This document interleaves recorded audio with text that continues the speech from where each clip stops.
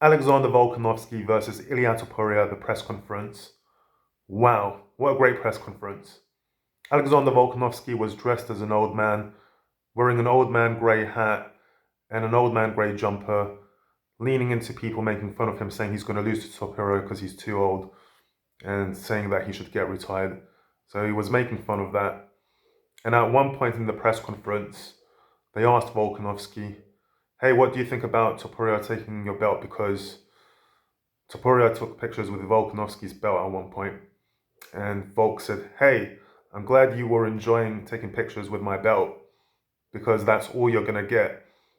You ain't going to get the chance to hold my belt again. And as he was saying that, Topuria got up, ran towards Volkanovski, grabbed his belt, came back, lifted the belt high in the sky, and it was very reminiscent of when Conor McGregor did that to host Jose Aldo.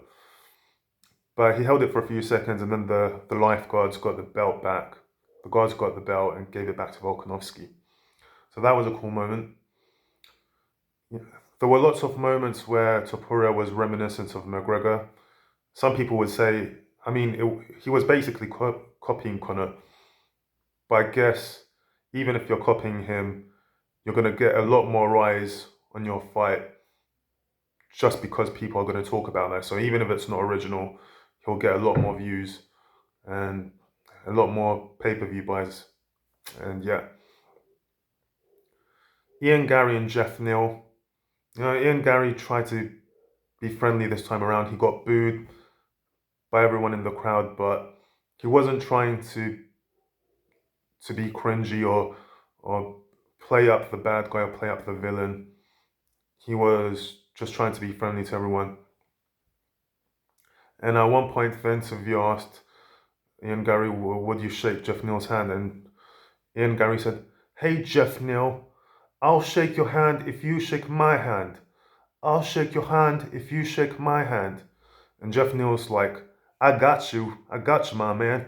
Don't worry about it. We're going to do the handshake. So that was pretty cool. There was also Mirab and Henry Cejudo. And at one point, Mirab brought out the Mexican flag and said, hey, since Henry Cejudo won't represent the Mexicans, I will. And he brought out this giant Mexican flag and unraveled it, because Henry Cejudo has said in past interviews that he represents America, not Mexico. He says he loves Mexico, but America is who he represents. He even named his daughter America. And yeah. But like Anthony Hernandez was next to him, next to Mirab. So I was wondering if he was going to get confused and start like wailing on Mirab, but he wasn't confused. He just didn't do anything. Robert Whittaker was just calm. He got one question and answered it, nothing else. There was also, what else was there? Paulo Costa was happy to be back. He's like, hey, hello everyone, I'm so happy to be back to this beautiful crowd. He was wearing a suit and, a shirt and sunglasses, I think. But for some reason his accent was different. His accent was worse than usual, so I don't really understand that, why he sounded different than he usually does. And yeah, as for who's going to win between Volkanovski and Topuria, like in his interviews, Volkanovski sounds so self-assured and calm and composed, and like he knows he's no match. He knows Topuria is no match for him. And I'm like, whoa, he sounds so confident. I was thinking to myself, I guess Volkanovski is definitely going to win. But then I thought again, like when Topuria grabbed Volkanovski's belt or took pictures with it, I would like if it was any other fighter, any other champion, the champion would get really angry, or at least a little bit angry, and there would be some friction there. Whereas Volkanovski was calm, almost too calm. And at first I thought that was a good sign, because like, whoa, he's such a high level. He's not even scared he's going to lose. That's why he's calm, because he's like, I'm going to win anyway. Why would I get angry?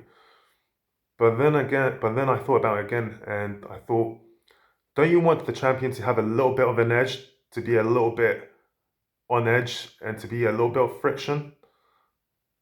Because if you're too calm, you could sleepwalk into a knockout punch and lose. So this fight is really difficult to judge. I've seen the arrogant, confident fighter win.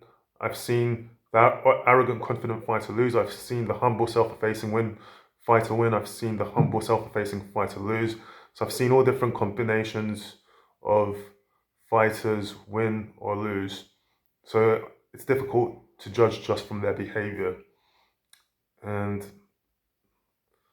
both of these fighters are really exciting. And who's gonna win, man? It's freaking fascinating. Like and subscribe.